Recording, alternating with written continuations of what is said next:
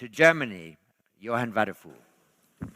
Thank you very much. I would also like to refer to the proposals from Minister Prabowo to solve the conflict in Ukraine. I would like to ask you, Minister, why didn't you address the Russian aggression, that this was the only reason for this conflict, and that if Ukraine stops to defend itself, the sovereignty of Ukraine would be gone, and if Russia stops the war, the conflict would come to an end. And if we follow your proposals to come to a ceasefire, wouldn't this only cement a new frozen conflict in Europe? Thank you. Thank you very much. And simply on your ideas on Russia-Ukraine non-alignment and also the Myanmar issue. Yes, John, thank you. I don't know if I can answer these questions in 3 minutes, but I will try. Several questions insinuated that I'm equating between the invader and the invaded.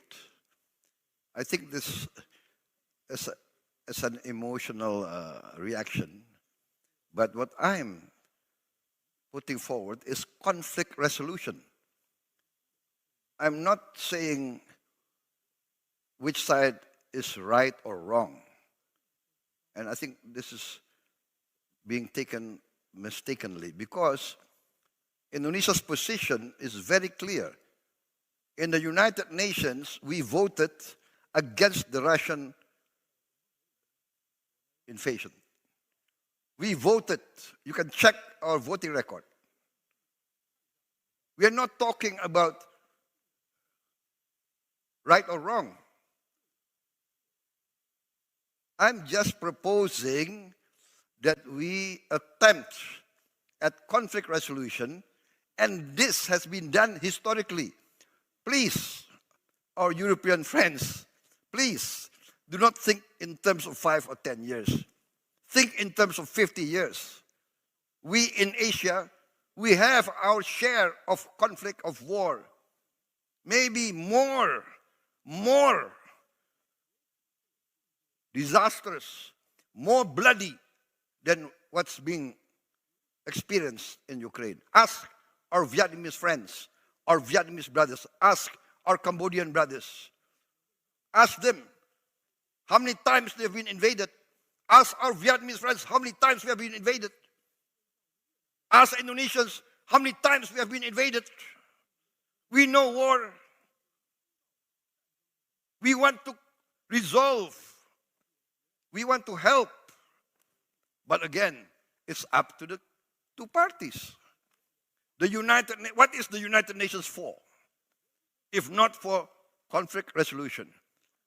Why is a proposal for a demilitarized zone so taken as if it's not rational? We have a demilitarized zone in Korea. We had a demilitarized zone between North and South Vietnam. We had a demilitarized zone in the Sinai.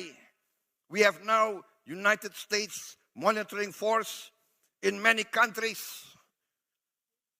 There are conflicts not only in Europe.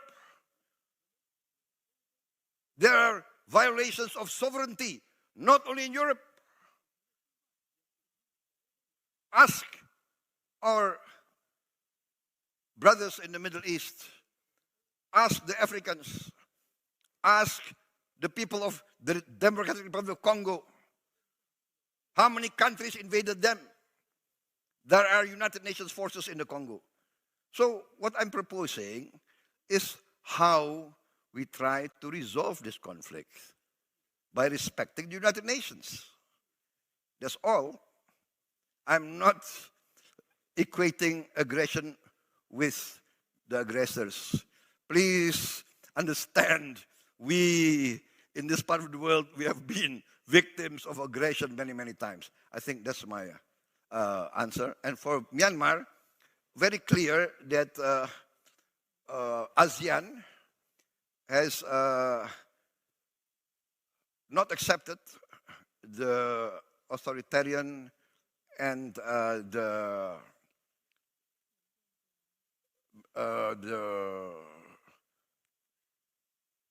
activities and the lethal actions of the Myanmarese military regime against their own people. So that is very clear.